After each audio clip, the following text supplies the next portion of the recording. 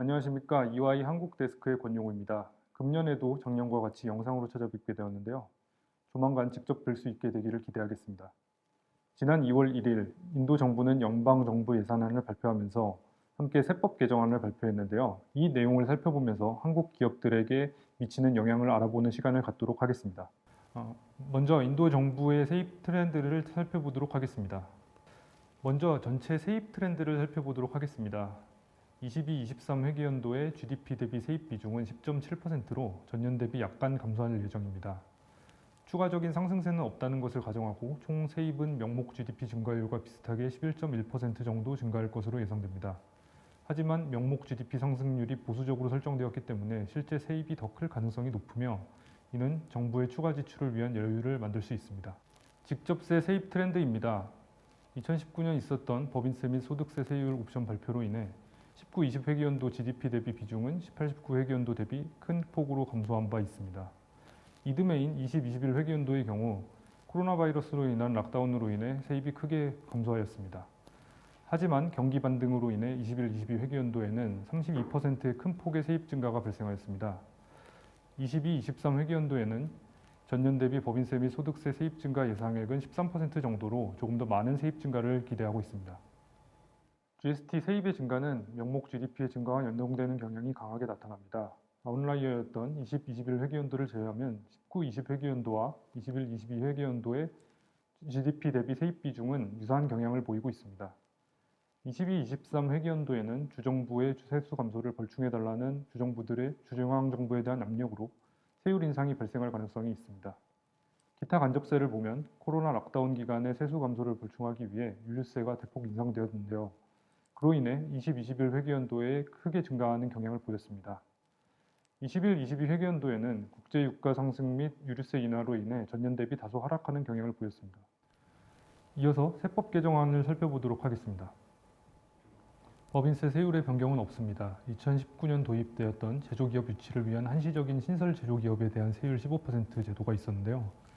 해당 일몰기한이 법인 설립일 기준으로 2023년 3월 31일에서 2023년 3월 31일까지로 1년 연장되었습니다. 인도의 신주규 제조설비 투자를 켤 계획인 기업은 별도 법인을 설립하셔서 낮은 세율을 적용받는 것을 검토해 보실 수 있겠습니다.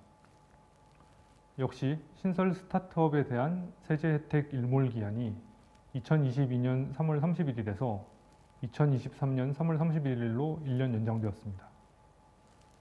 2020년 배당 분배세가 폐지되고 배당 소득에 과세하는 것으로 바뀌면서 배당 소득에 대한 원천세가 도입되었는데 주식회사가 배당을 할 경우 외국 기업이 주주일 경우 20%, 인도 기업이 주주일 경우 15%가 적용되었으나 20%로 동일하게 적용받게 됩니다. 다만 한국 기업이 주주일 경우 한 인도 조세 조약에 따라 15%의 원천 징수가 적용됩니다.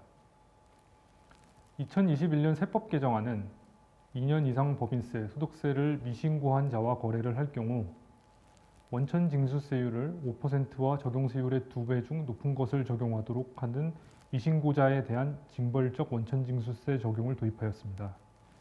금년도 세법 개정안에서는 적용 대상을 2년 이상 미신고자에서 1년 이상 미신고자로 강화하였습니다.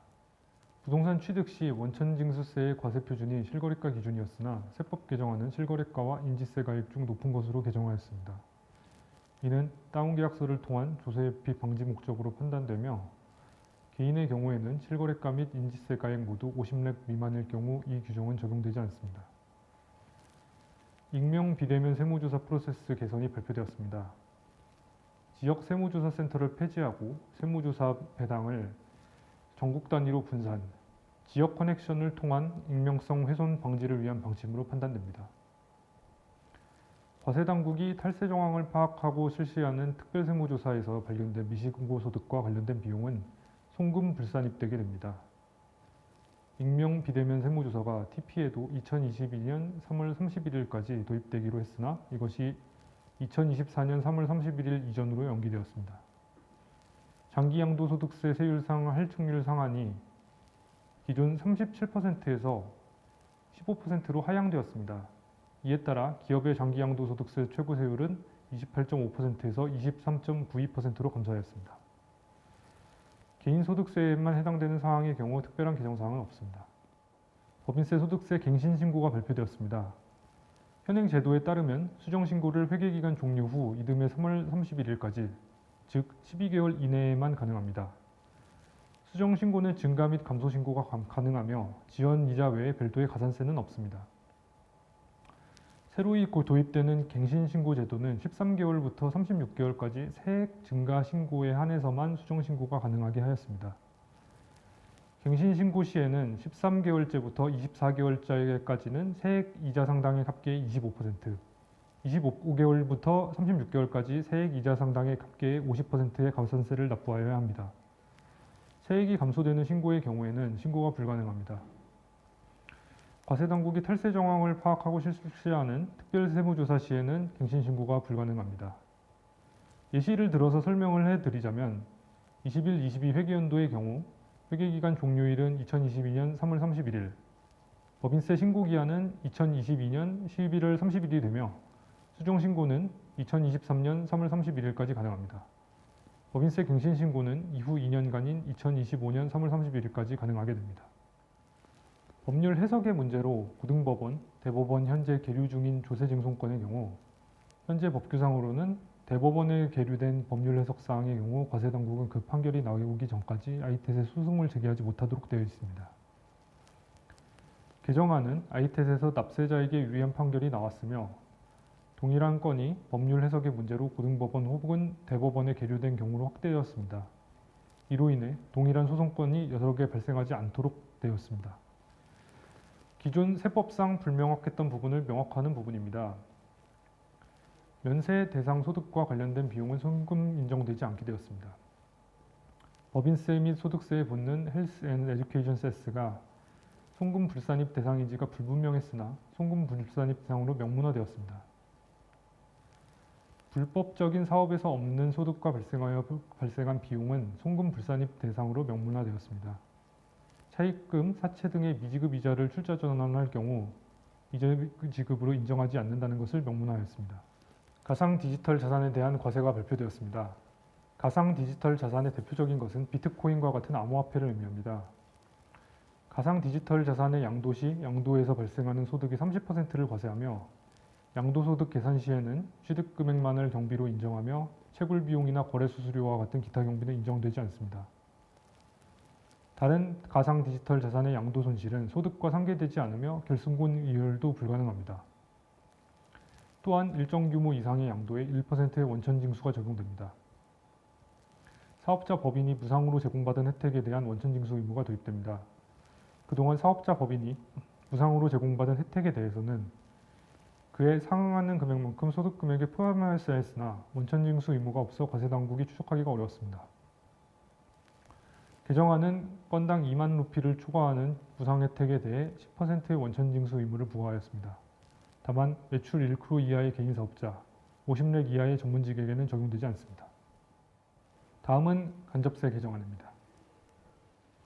먼저 GST 개정안을 살펴보도록 하겠습니다. 기존 GSTR2A가 GSTR2B로 대체되면서 매입세액 공제액의 정합성이 높아질 것으로 기대됩니다.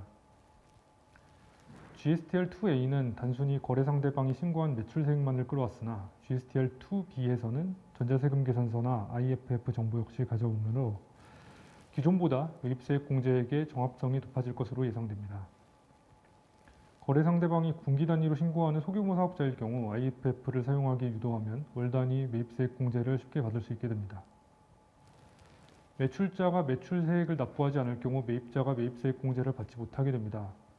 따라서 거래처 GST 신고 여부 관리가 더욱 중요해졌습니다. 매출세액을 신고하지 않는 자는 GSTR3B를 신고할 수 없습니다.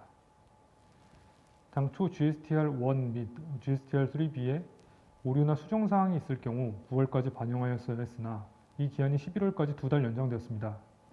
수정기한 연장에 맞춰 크레딧노트 발행기한까지 11월 말까지 연장되었습니다. 부가가치세 매입세액을 잘못 환급받은 경우 환수 시 이자율이 24%에서 18%로 조정되었습니다.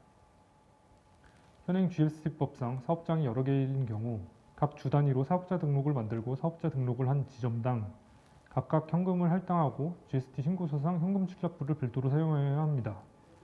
기존에는 각 지점 간 현금의 이동이 법정 요건을 충족해야만 가능했으나 현금이 자유롭게 이동시킬 수 있게 유연성을 부여하였습니다.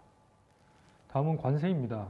먼저 인도 정부의 관세 정책 기조를 보면 인도 정부는 현재 인도 내 산업 기반이 부족한 산업군의 경우 관세를 낮추고 산업 기반을 갖추고 있는 산업군의 경우 관련 설비에 대한 관세를 낮추며 현재 산업 기반이 충분히 확보된 산업의 경우에는 관세를 높여 국내 제조업 투자 및 산업 구조 고도화를 유도하고 있습니다. 이에 따라 산업 기반이 갖추어졌다고 판단되는 350개의 항목에 대한 관세 면제가 철폐되었습니다. 자본재 및 프로젝트 수입품 40종에 대한 관세 면제는 단계적으로 철폐되어 7.5%의 관세가 부과될 예정입니다. 관세에 부과되는 사회복지세가 관세율이 0%인 항목의 경우 납부해야 하는지 여부가 불분명했으나 관세율이 0%인 항목의 경우 사회복지세를 납부할 필요가 없는 것으로 명문화되었습니다. 수입 관련 절차가 개정되어 모든 서류 양식과 절차가 전자화되었으며 신고 절차의 표준화 및 간소화가 기대되고 있습니다. 한국, 중국, 베트남으로부터 수입되는 특정 철강 제품에 과세되었던 반덤핑 관세가 폐지되었습니다. 새로운 HS 코드 체계인 HSN 2022가 도입됨에 따라 이에 따른 관세율 조정이 예정되어 있습니다. CBIC 내 관세조사 파트의 유연성을 확보하기 위한 법률상 유연성을 부여하는 개정안이 도입되어 관세조사의 효율성이 기대됩니다. 이상으로 세법 개정안에 대한 설명을 마치겠습니다. 들어주셔서 감사합니다.